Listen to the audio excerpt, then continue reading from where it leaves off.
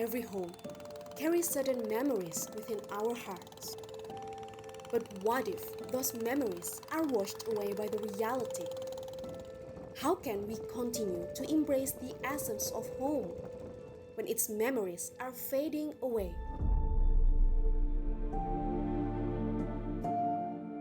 Sinking into the sea.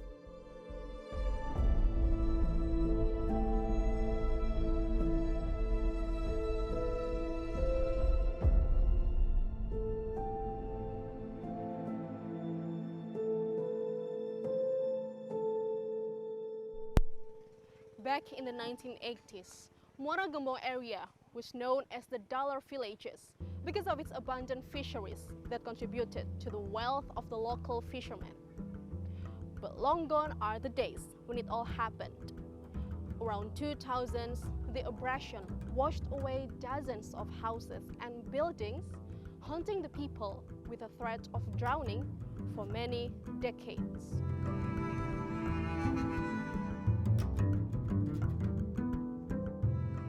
Pantai Sederhana, nestled among the many fishermen villages in Muara Gembong, Bekasi, bears the weight of severe coastal erosion. Imam, a local fisherman, has survived for more than 40 years in this village. Ya, dari 1982 sampai sekarang, dulu di sini nih, ya bisa dibilang hutan monyet masih banyak, lutung banyak, terus belum ada abrasi. Abrasi itu dari 96, tapi abrasi besarnya itu sejak tsunami. Tsunami Aceh, terus rob juga dari tsunami Aceh.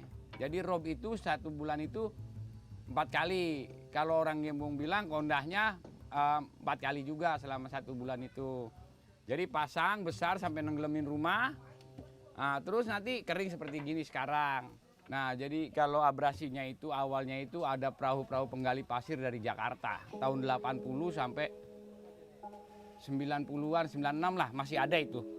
96 masih ada. Cuma berhubung kita sadar makin lama makin abrasi, masyarakat ini yang royok lah istilahnya, yang nyerang, diusir sama masyarakat sini. Ya kalau dibiarkan ya habis Bu sebenarnya.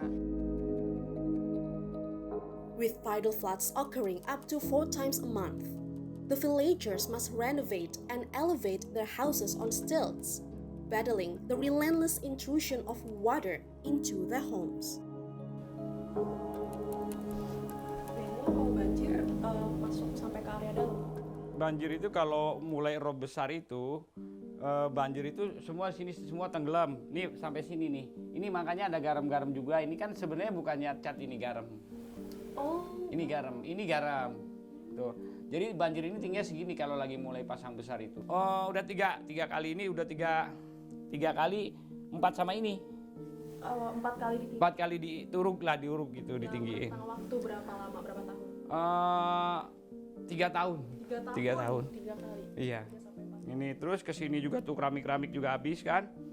Tuh. Sampai ke sini, di sini udah tinggi nih kelihatannya. Tapi ini tenggelam juga ini. Ini masih tenggelam? Tenggelam ini. Ya ini kamar mandi itu. Nah dulunya itu segini. Dulunya itu. Aslinya tingginya? Segini. Sini aslinya. Ini kan udah 1, 2. Yang di sini, yang di dalam udah 3. Ini udah berapa senti ya Pak antara kamar mandi sama ini? Sama ini sekitar 70-an. 70-an senti? 70 senti. Once thriving community of 50 families has dwindled to just 35, as some has been forced to abandon their homes for good. The impact of coastal erosion extends beyond mere property damage. It threatens the health and well-being of the village's children.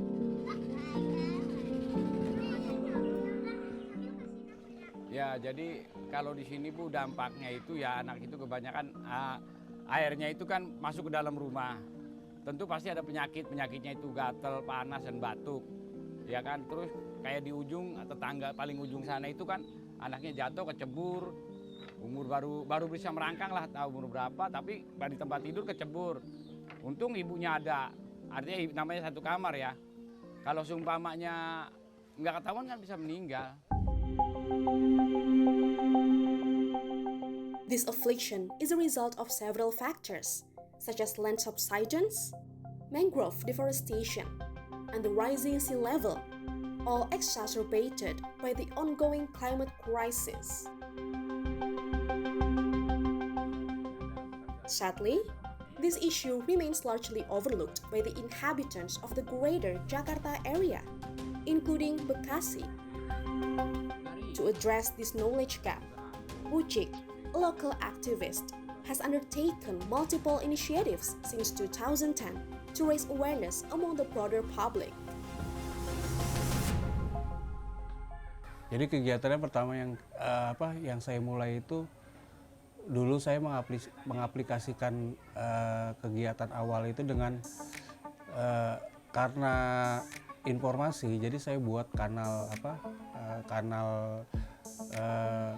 berita singkat di media sosial, Facebook, Twitter pada waktu itu. Terus saya bangun blog. Jadi blog itu isinya tentang informasi rusaknya hutan mangrove, terus informasi tentang berapa lahan yang sudah parah penurunan muka tanahnya, terus kemudian dampak dari abrasi itu ke sosial, pendidikan di wilayah Muara Gembong. Their blog has garnered the support of various communities and organizations, which have contributed funds for new facilities and a library for the village's children. However, more than just awareness, a preventive solution is urgently required. Imam and Ucik have taken the initiative to plant mangroves and inspire others to do the same. This issue is just a tip of the iceberg of the climate-related disasters in Southeast Asia. In fact, the International Monetary Fund has estimated that ASEAN countries lose a staggering $100 billion due to such disasters. They further predict that 190 million people in Southeast Asia will eventually reside below sea level. It is a matter of time before nations must unite to combat this impending crisis. What we have seen is all ASEAN countries committing to the Paris Agreement objectives, most pledge carbon neutrality by 2050. Indonesia last year went further by making a commitment to have about 50% of power generation through renewables by 2030. Indonesia has embarked on a journey toward carbon neutrality, not only through the use of renewable energy, but also by planting mangroves. Jadi banyak sekali peran Indonesia. Kita bikin replanting mangrove 600.000 hektar. Itu juga tadi absorb carbon emission. Jadi carbon zero emission itu 2060, kita juga bisa lebih cepat dari situ. Tapi kita tidak mau terganggu pertumbuhan ekonomi kita karena kita baru 2,3 ton per kapita ya carbon emission. Kita masih di bawah baseline yang 4,5. While national efforts are underway, the people of Muara Gembong are also doing their part. However, the growth of mangroves takes at least 20 years, leaving local fishermen to passionately adapt to economic losses caused by the destruction of their fish ponds.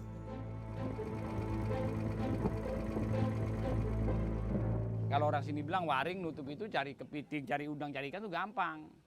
Kalau sekarang harus nengah dan harus punya modal mahal, Bu. Harus modal mahal. Ini aja harganya, Bu, 500.000. Satu ukuran 12 meter. Kita harus punya 30. Kalau cuma punya 10, punya 15 ya nggak ada hasilnya juga, Bu.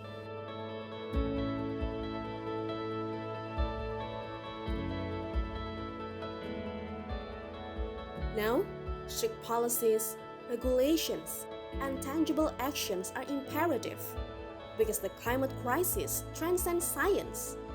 It embodies issues of justice, equality, and the future we collectively aspire to create.